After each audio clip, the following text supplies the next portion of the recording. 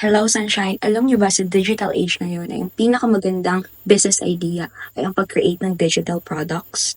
Imagine, isang beses mo lang siyang gagawin at pwede mo na siyang ibenta ng paulit-ulit. Ganon siya kaganda. Hello, my name is Kim at nagpo-post ako araw-araw ng mga inspiring content on how to achieve your dreams in life. So ano nga ba yung digital product? It is any product that you can sell online, downloadable, or accessible digitally. Pwedeng ebook, online course, templates, planners, course, mga ganon.